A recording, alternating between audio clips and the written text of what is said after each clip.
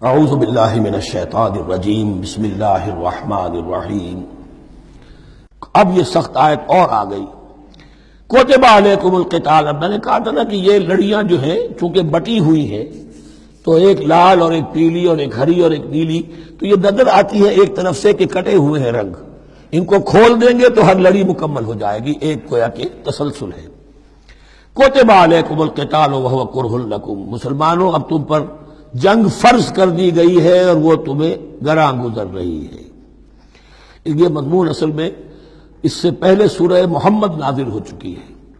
اور اس میں قتال کی فرضیت آ چکی ہے، اس کا نام سورۃ القتال بھی ہے۔ لہذا اب اس کے حوالے سے کچھ لوگ جو ہیں وہ پریشان ہو رہے تھے، اور میں نے آپ سے عرض کیا تھا منافقین بھی یہی کہتے تھے کہ بھائی صلح جوئی سے کام لو، بس دعوت و تبلیغ کے ذریعے سے لوگوں کو ٹھیک راستے پر لاؤ، یہ جنگ ونگ جو ہے لڑائی بھڑائی اس میں تو بہت خرابی ہے، یہ کوئی اچھا کام تو نہیں ہے۔ اب یہاں یہ ہے کہ فرض کیا جا رہا ہے اللہ کی راہ میں جنگ کرنا، تو اس حوالے سے کہا جا رہا ہے، تو اس میں جہاں منافقین کہتے تھے جن مسلمانوں کا ایمان قدرے کمزور تھا وہ منافق تو نہیں تھے، لیکن یہ کہ ایمان اتنا پختہ نہیں تھا، ابھی تازہ ایمان لائے تھے، مدینے کے اندر ابھی وہ ایمان لائے ہیں، ان کی تربیت کے مراحل ابھی گزرے ہی نہیں، تو ان میں سے بھی بعض لوگوں کے دلوں میں اب انقباض پیدا ہو رہا تھا۔ کتب علیکم القتال وہو کرہ لکم،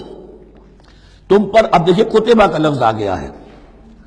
کتب علیکم الصیام، کتب علیکم القصاص فی القتلى، کتب علیکم اذا حضر احدکم الموت ان ترک خیرا الوصیہ، وصیت کا حکم آیا کتبہ، روزے کا حکم آیا کتبہ، اسی طریقے سے فرضیت قتال ہے۔ کتب علیکم القتال وہو کرہ لکم، وہ تمہیں بری لگ رہی ہے، وعسیٰ ان تکرہوا شیئا، اور ہو سکتا ہے کہ تم کسی شے کو ناپسند کرو، وہو خیر لکم، ذرا حالے کہ اسی میں تمہارے لیے خیر ہو، وعسیٰ ان تحبوا شیئا وہو شر لکم، اور ہو سکتا ہے کہ تم کسی چیز کو پسند کرو ذرا حالے کہ وہ تمہارے لیے شر ہو، واللہ یعلم وانتم لا تعلمون، اللہ جانتا ہے تم نہیں جانتے۔ تم اپنی عقل پر ایمان نہ رکھو،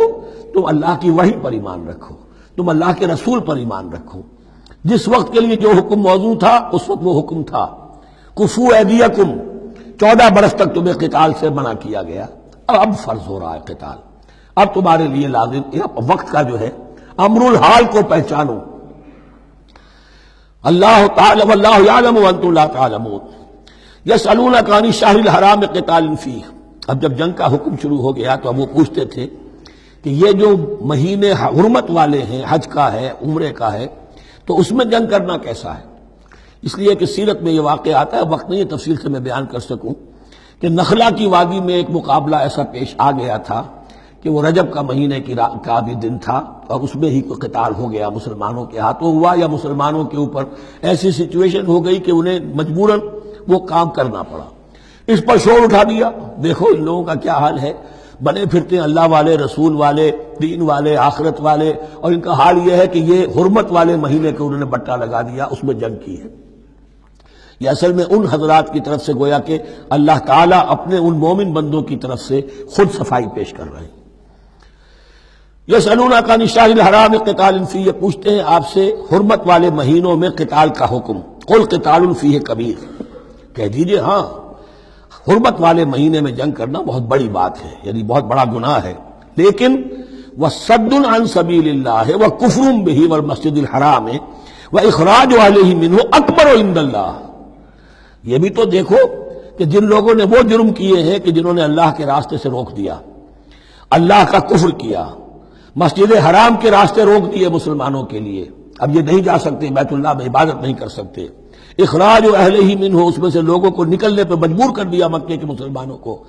اکبر عند اللہ، گناہ تو وہ بھی ہے لیکن یہ کہیں بڑا گناہ ہے اللہ کے نزدیک۔ تو سینس آف پروپورشن ہونا چاہیے کہ کس چیز کے مقابلے میں کس شے کی برائی ہے۔ والفتنۃ اکبر من القتل، یہ پہلے بھی آ چکا ہے، والفتنۃ اشد من القتل، اب آیا والفتنۃ اکبر من القتل۔ فتنہ ہر وہ کیفیت ہے جس میں صاحب ایمان کے لیے ایمان پر قائم رہنا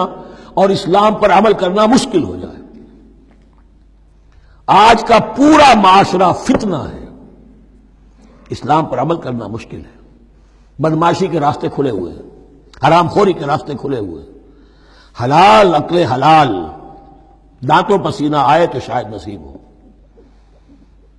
شادی کے نکاح کے راستے بند کیے ہوئے ہیں، یہ شرطیں ہیں اور یہ شرطیں ہیں اور یہ شرطیں ہیں اور یہ ہے اور یہ چیزیں لازمی ہیں، اور زنا کے راستے کھلے جائیے۔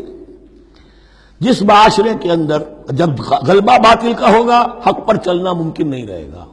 وہ جو باطل کا غلبہ ہے وہ سب سے بڑا فتنہ ہے، والفتنۃ اکبر من القتل، فتنہ جو ہے بہت بڑی شے ہے قتل کے مقابلے میں۔ ولا یزالون یقاتلونکم حتی یردوکم عن دینکم ان استطاعوا، اور سن لو یہ لوگ تم سے جنگ کرتے رہیں گے یہاں تک کہ لوٹا دیں تمہیں اپنے دین سے، اگر وہ کر سکتے ہوں۔ وہ تو تلے ہوئے ہیں اس پر کہ تمہیں لوٹا کر لے جائیں گے اپنے دین سے۔ یہاں اشارہ ہو رہا ہے مشرکین مکہ کی طرف، کیونکہ اب یہ تمہید چل رہی ہے سورہ بقرہ کے اندر غزوہ بدر کے لیے۔ اب اس کے بعد غزوہ بدر ہونے والا ہے، اس کے لیے ذہنی تیاری۔ ولا یزالون یقاتلونکم حتی یردوکم عن دینکم ان استطاعوا، وہ تو اپنی سے کوشش کرتے رہیں گے کہ تمہیں تمہارے دین سے پھرا کر لوٹا کر واپس لے جائیں اگر ان میں طاقت ہے۔ ومن یرتد منکم عن دینہ، اور سن لو جو بھی کوئی تم میں سے پھر گیا، مرتد ہو گیا اپنے دین سے، فیمت، اور اسی حالت میں اس کی موت آ گئی،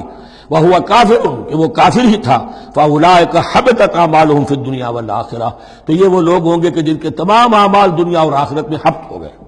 پہلے کتنے ہی نیکیاں کی ہوئی تھی، کتنے ہی نمازیں پڑھی ہوئی تھی، کتنا ہی جو ہے انفاق کیا تھا، صدقات دیے تھے، کچھ بھی کیا، سب کا سب زیرو ہو جائے گا۔ وَأُولَٰئِكَ أَصْحَابُ النَّارِ هُمْ فِيهَا خَالِدُونَ، اور وہ ہوں گے جہنم والے اور رہیں گے اس میں ہمیشہ ہمیشہ۔ ان الذین آمنوا والذین ہاجروا وجاہدوا فی سبیل اللہ اولئک یرجون رحمت اللہ واللہ غفور رحیم، یقیناً وہی لوگ جو ایمان لائے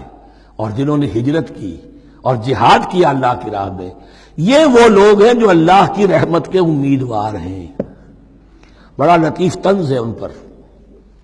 جا رہے ہیں حرام کے راستے پر، اللہ رحمت فرمائے گا، اللہ رحمت نہیں فرماتا، اللہ کی رحمت کا مستحق بننا پڑتا ہے۔ اللہ کی رحمت کا مستحق وہی ہے، ان الذین آمنوا والذین ہاجروا وجاہدوا فی سبیل اللہ اولئک یرجون رحمت اللہ، وہ امیدوار ہیں اللہ کی رحمت کے، وہ امید کرے تو ان کی امید بجا ہے۔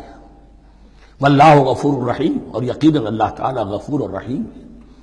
یسألونک عن الخمر والمیسر، اب دیکھیے یہاں سے شریعت کا جو بلو پرنٹ اب تیار ہونا شروع ہوا، کچھ احکام پہلے آ چکے اور کچھ احکام اب آ رہے ہیں، تو بیچ بیچ میں یہ لڑیاں جو ہیں کٹی ہوئی ہیں۔ یہ آپ سے پوچھ رہے ہیں نبی صلی اللہ علیہ وسلم شراب اور جوئے کے بارے میں، قل فیہما اسم کبیر، اے نبی ان سے کہہ دیجئے کہ ان دونوں کے اندر بہت بڑے گناہ کی پہلو ہے، ومنافع للناس، اور لوگوں کے لیے کوئی منفعتیں بھی ہیں، واسمہما اکبر من نفعہما، اور ان کا جو گناہ کا پہلو ہے وہ نفع کے پہلو سے بڑا ہے، بس یعنی اشارہ کر دیا کہ چھوڑ دو اس کو، اب تمہاری عقل سلیم کے حوالے معاملہ ہے، حقیقت تم پر کھول دی گئی، یہ ابتدائی حکم ہے لیکن حکم کے پیرائے میں نہیں، بس یہ ہے کہ کچھ فائدے بھی ہیں، وہ تو ہے میں سے غرض نشات ہے کچھ روسیا کو، ایک گونا بے خودی مجھے دن رات چاہیے، اور میں کدے کی راہ سے ہو کر گزر گیا ورنہ سفر حیات کا بے حد طویل تھا۔ یہ حکمت سمجھ لیجئے کہ جوئے میں اور میسر میں کیا چیز مشترک ہے کہ دونوں کو جمع کیا گیا۔ شراب میں بھی انسان حقائق سے اپنے آپ کو منقطع کرتا ہے اور محنت سے جی چراتا ہے، He doesn't want to see the facts، مواجہہ کرنے کو تیار نہیں، فیس کرنے کو تیار نہیں ہے bitter facts آف لائف کو، تو میں ایک گونا بے خودی مجھے دن رات چاہیے۔ اور جوا بھی محنت کی نفی ہے، چانس، داؤ لگاؤ، ایک ہے محنت سے ایک آدمی کما رہا ہے، مشقت کر رہا ہے، کھوکھا ہے یا کوئی چھابڑی لے کے جا رہا ہے یا کچھ اور کام ریڑھی چلا رہا ہے، وہ اپنی کوئی کمائی کر رہا ہے، اور ایک یہ داؤ لگاؤ، داؤ سے کمانا، چانس پر کمانا، یہ بھی محنت کی نفی ہے۔ تو یہ دونوں کے اندر اصل میں علت ایک ہی ہے۔ صدق اللہ العظیم۔